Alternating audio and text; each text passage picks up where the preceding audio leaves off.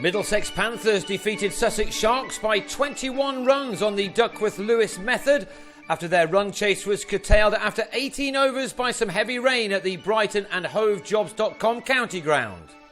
Ed Joyce won the toss and decided to have a bat first, and after Toby Rowland-Jones opened up with 5 wides first ball and Luke Wright took 3 successive fours off Tim Murtagh in the second over to take 20 runs off the first 2, Wright was trapped in front at the start of the third for 14.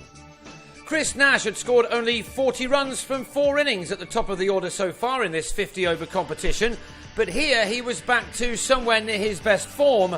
He was soon dealing largely in boundaries as he and his captain took the total to 64 for 1 at the end of the 10 overs of power play. Within those, Nash struck the first of his 3 sixes.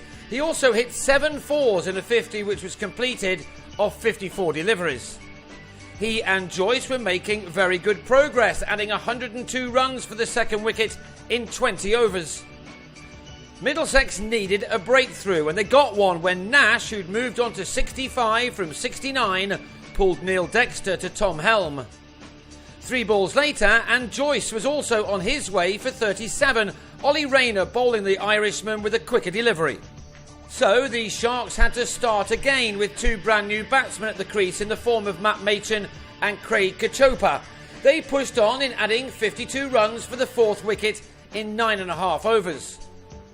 David Malan was given 3 overs by Owen Morgan, and in his second of them he had Kachopa caught behind by John Simpson for 24, leaving the total on 174 for 4 with 18 overs remaining. Sussex were going well, but they then had a bit of a wobble. Ben Brown took on Helm's throw from the deep, coming back for a second, and was well beaten in spite of a dive to go for 9 at 190 for 5. 5 runs later, Yasir Arafat was bowled behind his legs by Helm, the Pakistani out for just a couple. Machin had made 40 when he was the next to fall with a total on 210, a mistimed pull off Helm offering Rayner a simple catch at mid-wicket.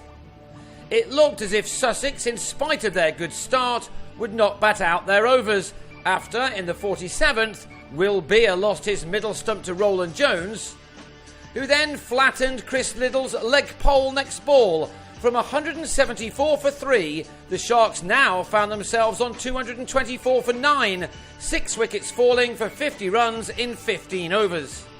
So the home side were very thankful to Stefan Pilot, who kept as much as the strike as he possibly could in the final 3 overs.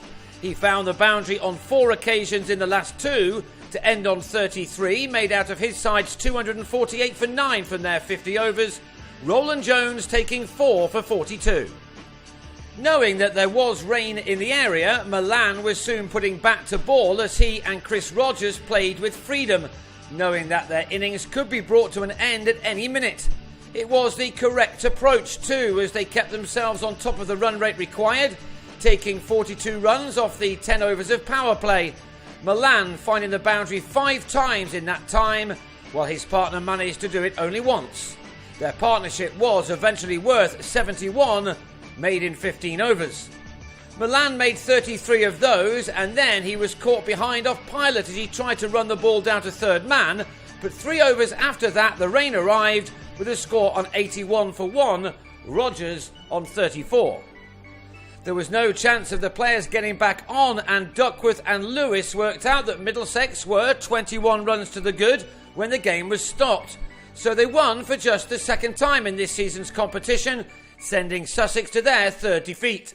Indeed, both sides have the same records from 5 games and probably need to win at least 2 of their last 3 to qualify for the knockout stages. Middlesex head to Durham on Sunday, while Sussex go to Taunton on the same day.